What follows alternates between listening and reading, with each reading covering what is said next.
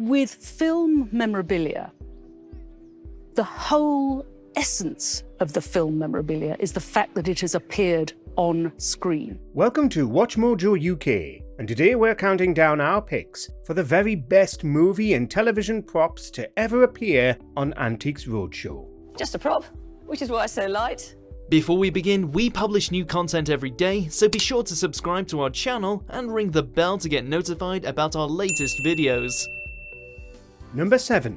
TIE Fighter Pilot Helmet. And I have things like batarangs from Batman and Wolf of PPKs from Bond films, but my true passion is Star Wars. The force is strong with this Antiques Roadshow item. Sure, you can find a replica on shelves in your closest toy store, but nothing beats the real deal. Star Wars props are in extremely high demand, what with it being one of the biggest media franchises on the planet. So you've made it a real mission then to track these pieces down? Yeah, it's a major undertaking. I spend a lot of time doing this. This guest stunned the experts and viewers at home alike when they brought in the helmet of a TIE Fighter pilot from the movie A New Hope, the first film in the series. And this bit of plastic? Yes, for this bit of plastic. With only 12 of these in existence, it's no wonder that this baddie's helmet got a whopping price tag of £50,000. I think to anyone who's not in your world, it's astonishing. Number 6. Ratmobile. It doesn't get more British than this. When Antiques Roadshow celebrated 100 years of the BBC, we were treated to an exhibition of this car from arguably the most iconic British comedy of all time, Only Fools and Horses. The Ratmobile was of course Del Boy's lime green Ford Capri, and we got to witness it in all its tacky glory. When they built the Capri, they decided to make it as tacky as possible, as it was going to be Raquel's family car, and as you see, it's tacky. Being the massive fan of the series that this guest was, he showed off another piece of memorabilia from the show, the door to the garage. Scott is the proud owner of several relics from Only Fools and Horses, some salvaged from locations where the series was filmed. These pieces didn't get a valuation like your typical Antiques Roadshow items, however, as they were sent to a museum for all fans to enjoy. And what a joy to see these things. Thanks so much. No problem at all. Number 5. Wizard of Oz Pikes. The Wizard of Oz is one of the most beloved films based on the books by Frank Baum. We turn to the American version of the show for this entry. One of the most sought-after movie props in history is the red shoes from The Wizard of Oz. Alas, this guest didn't have that item, but they had something that was just as fascinating. The designer of the costumes was a very famous costume designer in Hollywood at the time, Adrian. And he designed these spears, or pikes as sometimes they're called, as part of the costume. Do you remember those strange green fellows known as Winkies in the film? Well, here's 2 of the pikes they carried when guarding the towers. In the end, the host valued it at $15,000, about £12,000. Not bad at all for a $500 purchase price. And 2 of them would bring in excess of $30,000. Excellent. Number 4. Eastenders Pieces. Just a prop, which is why it's so light. Eastenders is a cultural touchstone in the UK, so it's no wonder some of the items used in its episodes have been preserved to this day. And that was what, 1985?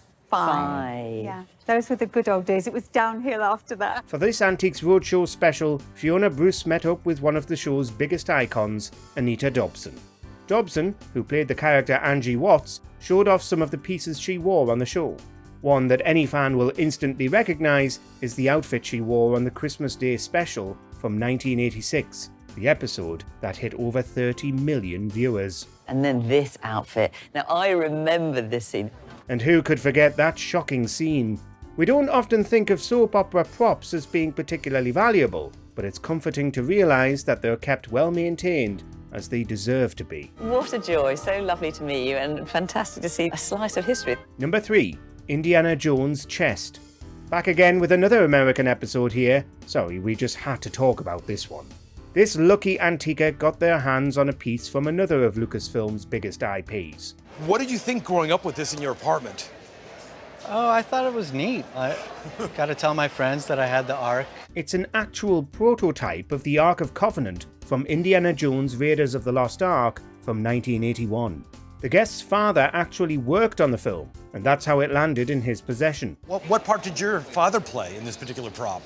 My father's a pyrotechnician, was, and a stage tech. His job was to load it with pyro and get it ready to shoot. However, it wasn't exactly treated with the respect it deserved. In fact, this guest was simply using it to store blankets.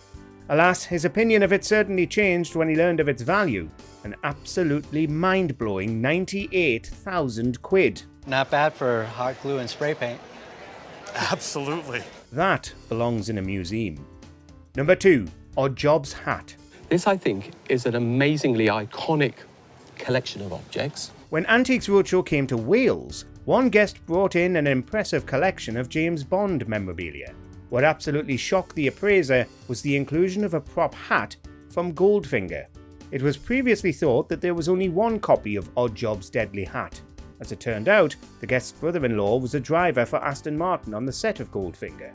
He had asked the studio for a prop hat as a souvenir, and they agreed.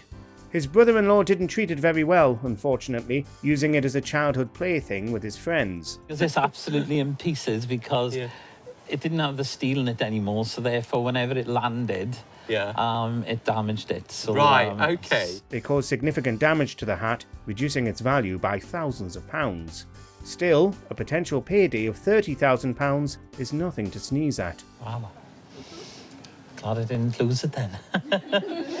Number 1, Joker's outfit. And then the pièce de résistance, best at 150,000. Fantastic. Who's your favourite Joker? Heath Ledger? Joaquin Phoenix? Well, it's certainly not Jared Leto, but there's a good chance your answer was Jack Nicholson. Yes, out of all the actors to don Batman's nemesis makeup, perhaps the one with the most recognisable gear was that of the 1989 Tim Burton flick. One guest brought in this iconic outfit to the Antiques Roadshow, and Fiona Bruce couldn't believe her eyes. Obviously not recognisable at all, is it? No. So this is the bat belt that went around the bat suit. Again, now this is worn by Michael Keaton. Whilst collector Stephen Land brought in 2 more pieces of Batman memorabilia to the show, it was definitely this outfit worn by Nicholson that took the crown. It comes as very little surprise that this piece of movie history came with an eye-watering valuation of £150,000.